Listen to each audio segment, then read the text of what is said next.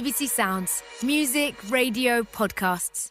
Hello, I'm Caz Graham and this is the Farming Today podcast. In this episode, will UK shoppers be buying chlorine-washed chicken and hormone-fed beef as part of a trade deal with the US?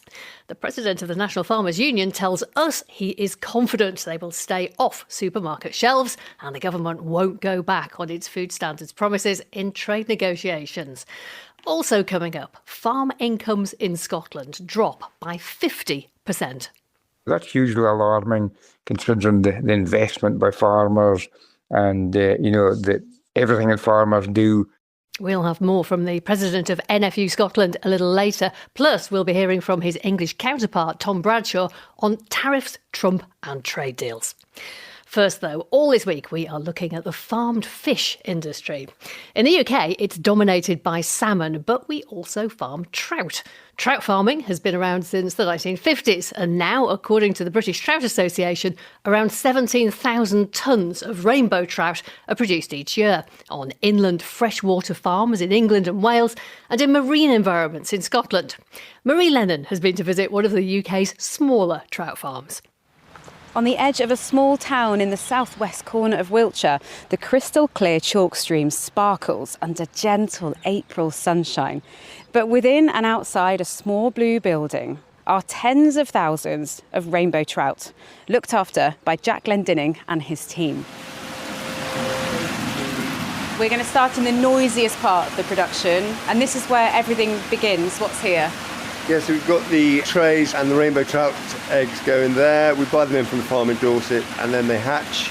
They're in those trays for 2-3 months and then they get moved into slightly larger tanks right the way up until they're ready to be put on the main farm. Okay, let's have a look at the main farm. And it's just around the corner. You've got these rectangular ponds that are stretched out and the water that fills these comes from the stream that we can just about hear in the distance. Tell me about the fish that are in these ponds that we're looking at. They're all rainbow trout and there's like portion size, which is called, fits basically plate size fish for fresh fish, and then we get the larger ones for the cold smoked trout, which are about 2.5 years old and about 2.5 kilos. So they're the two main ones, and then the hot smoked is sort of between the two. You know, rainbow trout, all trout, what they love, what they thrive on is cold, clean, fresh water. And the cleaner, nice cool water, we're quite lucky, we're very close to the springs here. So, the water temperature never goes above 15 degrees. And in the winter it stays about 10 degrees, which is perfect for trouts. And it's always very, very clean. So much so that you can see these glimmers of silver as they dart past us. Bring the fish into the kitchen area, which is basically a couple of metres from the pond. The fish come in, they're gutted, and then we put them on ice for up to 8 hours. For the smoked fish, we smoke them up. We use a dry salting. Immediately next door, we've got the sort of prep room, the clean room, and then next to that is a little terrine room where we make the terrine and the schmurgel and the potted hot smoked trout. And then people can come off the street and come into this shop. So you could be buying some pate and watching a fish being gutted in the next window along. Yeah, and I think that whole authenticity and come and see what you're getting thing is a massive incentive for people.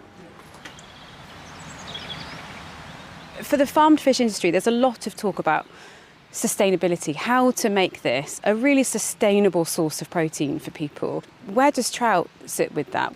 Big land-based, it's very easy to monitor any harm. The Environment Agency come once a month, they do random testing, they test the inlet and they test the outlet, and they're very, very strict about the levels and any changes. They measure ammonia, suspended solids, stuff like that.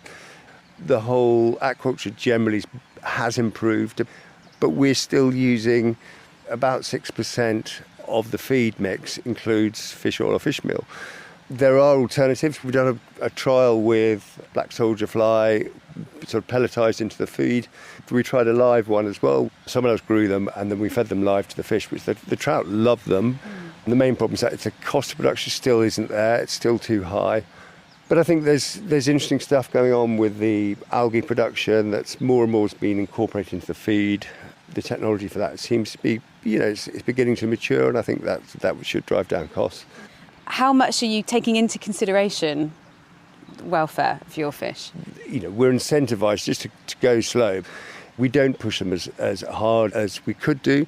The stocking densities aren't quite as high. We're a small operation. We don't do as much handling as a more efficient, bigger farm. That's the way the farm was designed and set up, and it works incredibly well. That's trout farmer Jack Glendinning with Marie Lennon.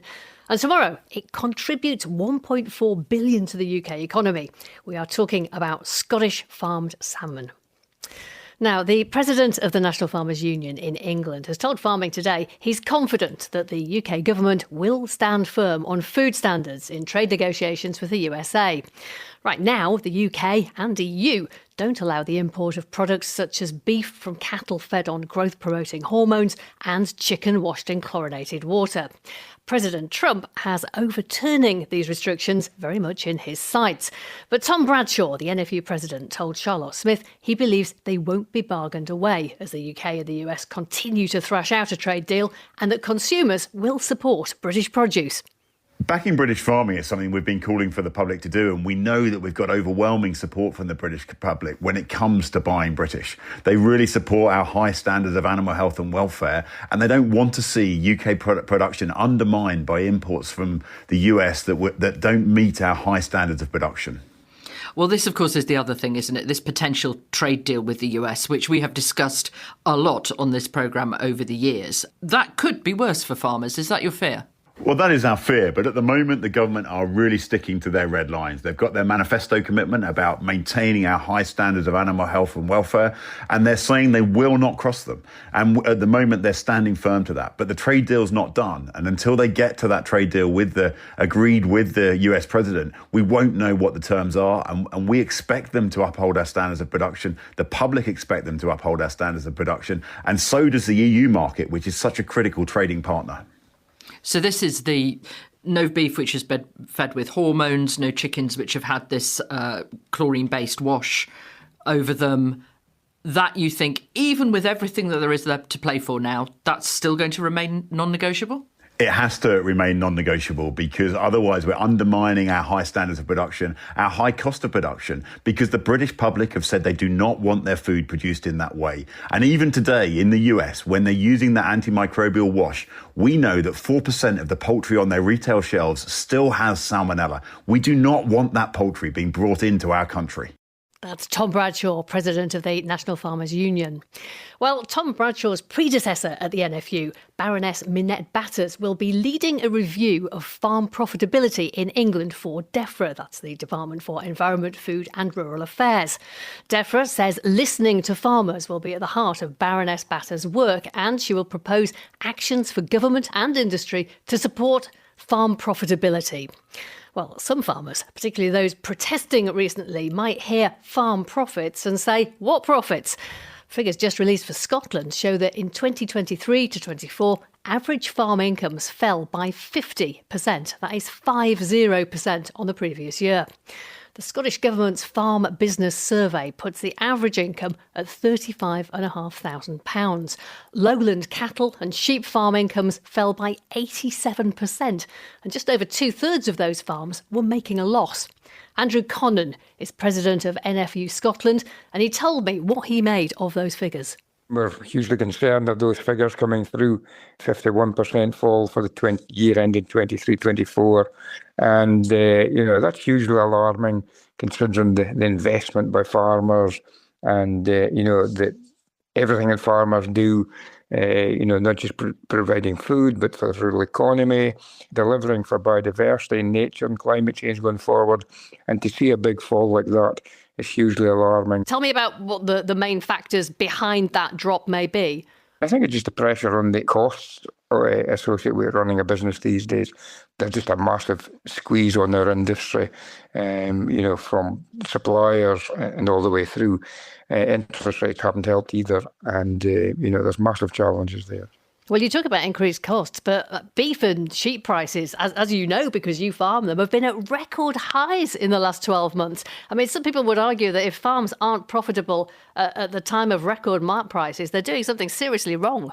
You rightly mentioned the fact that beef cattle prices are now at record prices. They've soared in the last 8 months especially. And, I think we'll see that coming through in the next set of accounts. But at that point in time, it was at 23, 24 accounts, there was still pressures on. Sheep prices have always been strong. And that's why, it is alarming that sheep remain strong and yet the pressure and profitability remains. As you've said, these are the most recent farm income stats, but there is a time lag. There always is, isn't there, for 23, 24. So you would expect that incomes will be improved in this financial year that's just finished now, 24, 25. I would certainly like to think so, but I must pull back to the fact that, there's quite a lot of dairy farms weren't making money, and arable farms as well. And that's a different story altogether. Cereal prices have been subdued for a couple of years now, and we're seeing that in the impacts and profitability of our arable sector. And also, we've got imported grain coming in, that's undermining our markets as well, with imported wheat coming in. And that really, it kind of rubs salt in the wound at the moment. And the dairy sector as well, some farms are doing very well, but the disparity between milk contracts, anything between 16 and 17 pence or difference, it's verging on immoral, actually, to have that type of difference for reducing milk. At the moment, obviously, we're looking at all of the consequences of the tariffs that Donald Trump has imposed on different countries. I mean, it must be pretty hard for farmers to be confident looking at the global context right now. How do you think that the tariffs are going to affect Scottish farmers? Well, I think the tariffs remain to be seen. That could come out in the wash yet, with huge concerns looking to ensure that any produce that comes in from America needs to be to the same standards as ourselves. That's been widely publicised. We've just heard from the president of the NFU in England, Tom Bradshaw, sounding pretty confident, actually, that the UK government will stand firm on food standards in trade negotiations with the US. Do you share his confidence? Do you think they will? Well, I certainly hope so. The farming unions for the UK have stood together on this, and we've demanded that, we cannot have substandard food coming into this country through any trade deal. And that is essential. And there's a lot of lobbying going on with government. UK government stated at the NFU England conference there in February that they would maintain standards. We need to hold them to that. Obviously, we've been talking about farm incomes. DEFRA has announced a farm profitability review for England run by Baroness Batters. I mean, what areas of farm profitability could it explore that the farming industry hasn't already tried? Over the years, farmers have always been told to get more efficient, but, how efficient can you get? Everything's been pared to the bone. Staffing numbers are as low as we can get. The farmers are running a very lean, mean business these days. So how we can actually try and prune more costs out the business, I don't know, to be fair. That will take a bit of working out, I think. But I guess you have to look at it, don't you, though? Looking at Scottish farm incomes at the moment, you can't just ignore it. You've got to be looking at how you can make progress. Farming's seen a lot of tough times in years gone past, and we've come through it. I'm looking at the spring here. At the moment, the weather out there is fantastic. The crops going in tremendous conditions. That makes all the difference. That's the big thing about agriculture. It's not just down to, we can be as efficient as we can. We can do everything right, but we need luck. We need Mother Nature as well. And there's no doubt, influences of climate and extreme weather patterns doesn't help the job either. So to try and improve efficiency, that will take a bit of doing. But I think technology will come into it going forward, obviously. That's where efficiency will come in, technology. Andrew Connon, President of NFU Scotland. And that's your lot from us for today. I'm Caz Graham. The producer is Sarah Swadling, and Farming Today is a BBC Audio Bristol production.